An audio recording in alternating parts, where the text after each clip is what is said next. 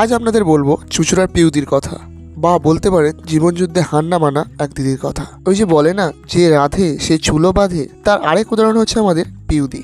Graduate pass করে সংসারের হাল ধরতে এবং তার বাবার পাশে দাঁড়াতে দিদি করে চলেছে কঠোর পরিশ্রম।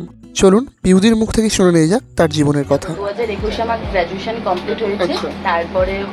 তারপরে আমি একটা হোস্টেলে ওয়ার্ডেনের জব করতাম। সেখানে আমি 2 বছর করেছি। করার পর আমি ছেড়ে দিয়েছি ওখান থেকে জবটা। তারপরে আমি 4-5 মাস মতন বাড়িতে ছিলাম। তারপরে কি করবো এখন, তারপরে আমার কাজের জন্য অনেক চেষ্টা করেছিলাম, অনেক চেষ্টা করেছিলাম, সেভাবে পাচ্ছি না। তারপরে বসে আছে, কি করবো। আর আমার বাবার দোকান আছে মাঠের ধারে, তোমাদের তো বললামই, ফুডের দোকান।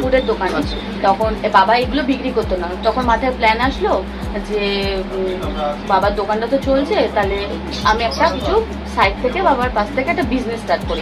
তাই এই নতুন শুরু করলাম।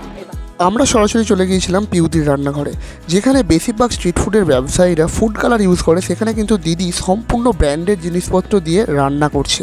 আর আমরা যেদিনকে গিয়েছিলাম সেদিনকে দিদি শুরু করতে চলেছিল সম্পূর্ণ নতুন একটি কম্বো।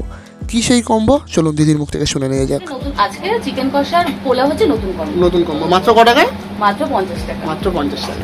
সকাল থেকেই শুরু হয়ে যায় পিউদির রান্নাঘরে তোড়জোড়। বাসন্তী পোলাও, আলুর দম, চিকেন কষা, আরও কত কি। আর পিউদি আরেকটা কথাও বললো যে এত রান্না কিন্তু আমার পক্ষে করা কোনো মতেই সম্ভব হয়ে উঠতো না যদি না বাড়ির সবাই আমাকে হেল্প করতো।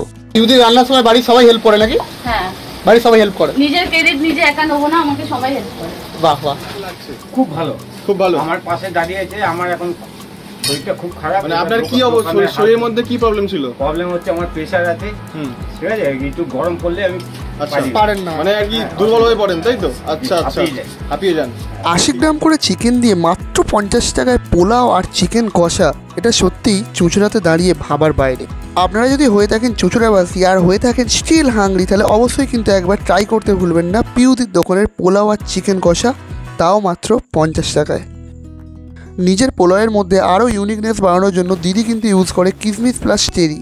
আজকে আমি 2 কেজি চালের মতন পোলাও রান্না করছি। প্রথম দিনকে আমি 600 গ্রাম মতন করেছিলাম, কিন্তু আজকে দাঁড়িয়ে আমার প্রথম দিনের কথাটা খুবই মনে পড়ছে। যে যখন প্রথম আমি ফার্স্ট দিন যখন ট্রাই করেছিলাম পোলাও আলুর দম, তখন আমার মাথায় শুধু এটাই টেনশন আসছিল যে আমার মালটা বেরোবে, সেল হবে। তো চলো আমাদের এই পিউদির জন্য 2 লাইন কবিতা হয়ে যাক। লড়াই করে বাঁচতে হবে, মানবো না কো হার, এই জীবনে লড়াইটা শুধু আমারই একার। লোকে বলবে অনেক কিছু, শুনবো না কো মানা, নিজের লড়াই লড়বো নিচে, ভাঙবো সকল মানা। বাবার পাশে দাঁড়াতে হবে, এটাই আমার পণ, বলবে যে যাই বলুক লোকে, দেব না তাতে মন। দোকান খোলার প্রথম দিনই মেনে নিয়েছিলাম হার, 600 গ্রামের বাসন্তী পোলাও বিক্রি হয়নি আর। তারপর এলো ব্লগার দাদা, ভিডিও করলো যেই, 2 কেজি চাল 1 ঘন্টায় বিক্রি হলো নিমেষেই।